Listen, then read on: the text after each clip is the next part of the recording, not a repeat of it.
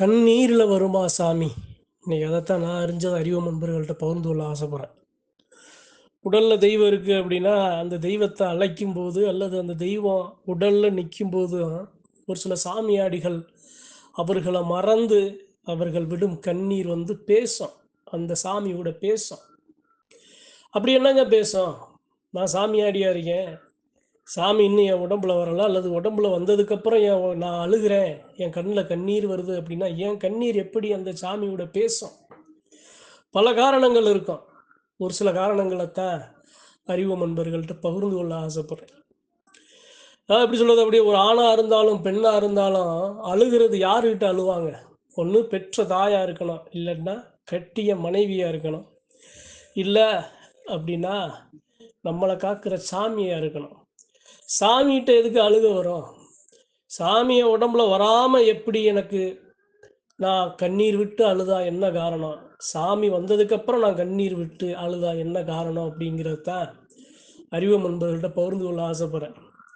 இப்போ என்கிட்ட சாமி வரலைன்னு வைங்களேன், நான் சாமி அழைச்சி நிற்கிறேன், ஐயா உன்னைய உயிருக்கு உயிரா நெஞ்சுக்கு நெருக்கமாக வணங்கி வர்றேன், எதுக்கையா எனக்கு இவ்வளவு சோதனை? என் குடும்பத்துக்கு எதுக்கு இவ்வளவு சோதனை? எதுக்கு என் பிள்ளைகளுக்கு, என்னுடைய தாய் தந்தையருக்கு, நான் செய்கிற தொழிலுக்கு, நான் படுற கஷ்டங்களுக்கு என்ன காரணம் அப்படின்னு என்னுடைய கண்ணீர் அந்த சாமிகிட்ட கேள்வி கேட்கும்.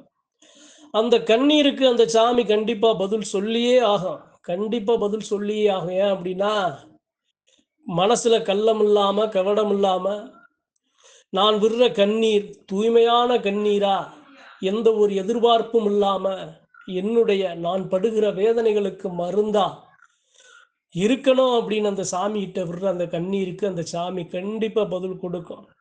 அந்த கண்ணீருக்கு பல நூறு காரணங்கள் இருக்கும்.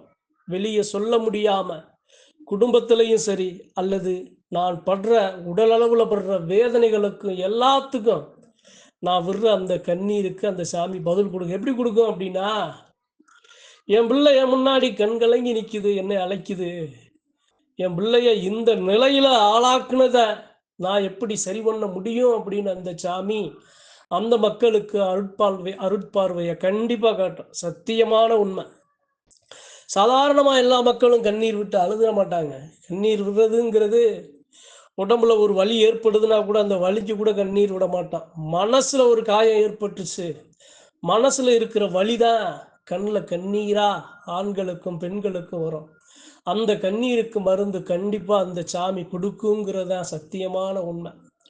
நான் நிற்கிறேன், உன் எல்லையில் நிற்கிறேன், உன்னைய பார்க்குறேன், உன் முன்னாடி என் கோரிக்கைகளை, என்னுடைய குறைகளை நான் வைக்கிறேன், இனியாவது எனக்கு இதை சரி பண்ணி கொடு அப்படின்னு அந்த கண்ணீர் கேட்குற கேள்விக்கும் அந்த கண்ணீரை துடைக்கிறது அந்த எந்த சாமியை நினைக்கிறீங்களோ அந்த சாமியாத்தான் இருக்குங்கிறது சத்தியமான உண்மை. சத்தியமான உண்மை.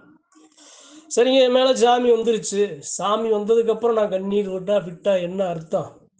உன்னை உடலில் தாங்கி நின்ன நாள்ல இருந்து இப்போ வரைக்கும் நான் படாத வலிகள் இல்லை, வேதனைகள் இல்லை. எப்பையா இந்த எல்லைக்கு உனக்கு ஒரு விமோச்சனம் பிறக்கும்? எப்பையா வானளவுக்கு இந்த உலகம் வாய்கட்டி கைகட்டி பார்க்குற அளவுக்கு உன்னுடைய சக்தியை வெளிப்படுத்துவ? எவ்வளவு காலமையா இந்த இன்னல்களுக்குள்ள உன்னைய சுமக்கிற நானும் நீயும் எப்பையா இதுக்கு தீர்வு கிடைக்கும்? என்னுடைய குறை என்ன? என் உடல்ல இருக்கிற உன்னுடைய ஆயுதம் சேதாரமாயிருச்சா? உன்னுடைய தேவைகள் நிறைவேற்றப்படலையா? உன்னுடைய அண்ணன் தம்பி அக்கா தங்கச்சி தாய் மகள் தெய்வங்களுக்கு ஒரு வெளிச்சம் ஏற்படலையா அப்படின்னு 1008 கேள்விகளை அந்த சாமி அந்த சபையில் அந்த எல்லையில் அந்த எல்லையை வழங்க வந்த மக்களுக்கு முன்னாடி, ஒரு சாமி வருது அப்படின்னா அந்த சாமி அடி கண்ணீர் விட்டு அழுகிறாரு அப்படின்னா சாதாரணமாக அதை எடுத்துடக்கூடாது.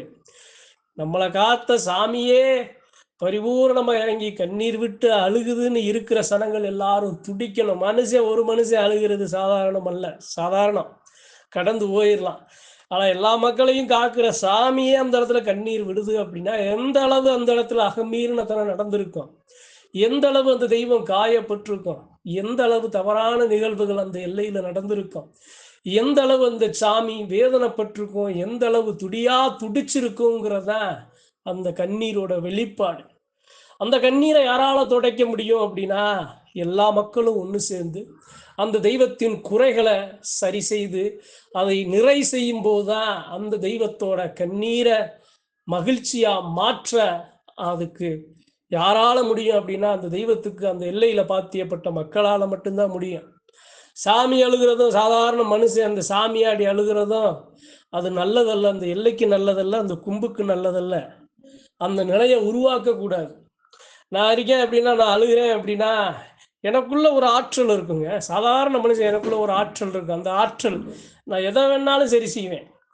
என்னுடைய பொருளாதார பிரச்சனையா, என்னுடைய உடல் பிரச்சனையா, இல்லை என்னை சுற்றி நடக்கிற தீய வினை எல்லாத்தையும் என் மனித ஆற்றல் அதை தடுத்து நின்று அதிலிருந்து ஜெயிச்சு கொடுக்குற வல்லமை என்கிட்ட இருக்கானா, அதெல்லாம் மீறி அதையெல்லாம் சரி செய்து அதுக்கும் மேலே நான் கண்ணீர் விட்டு நான் அழுகிறேன் அப்படின்னா அதை நான் மனுஷனா நான் என்னால் சரி பண்ண முடியாது.